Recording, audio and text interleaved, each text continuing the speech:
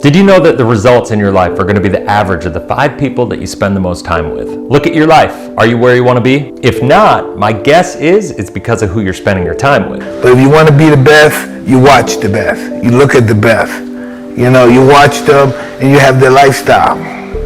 Don't be like this, have their lifestyle. Be careful who you listen to. Be careful who gives you advice, because at the end of the day, find the people that are living a life you want, have the health you want, the income you want, the happiness you want, the relationship you want. Interview them, talk to them, read about them, watch their videos. That's where you get this inspiration.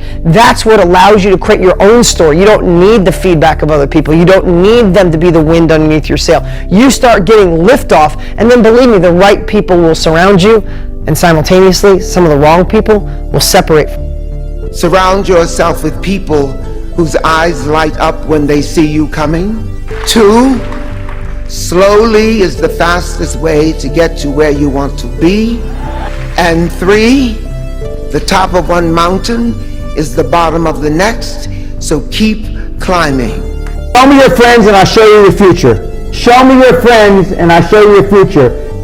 You will be staggered, stunned, gobsmacked, awestruck. How much time you're wasting with people that have no business being in your life to attain your goals. Correct. Now, if you've decided that you want to elevate to the next level, it's hard to do that by hanging out with your old crew. The reality is what got you here is not going to get you where you want to go. Now, growing up in New England, we used to go to Maine every so often and we'd see the crab and the lobster fishers on the pier. The funny thing is we'd look over sometimes and we'd see these big buckets of crabs, yet there'd never ever be a lid on top of the bucket of crabs. So one time I went over and I asked the fisher, why are you not putting a lid on this bucket of crabs? And he said, well, it's because even if the crab tries to escape the bucket, all the crabs underneath that crab are going to grab him and pull him back in. And that same principle exists with our friends. If you're not surrounding yourself with people who are on the same path as you, it's going to be really challenging for you to escape that bucket. If you're creating a company or if you're joining a company, the most important thing is to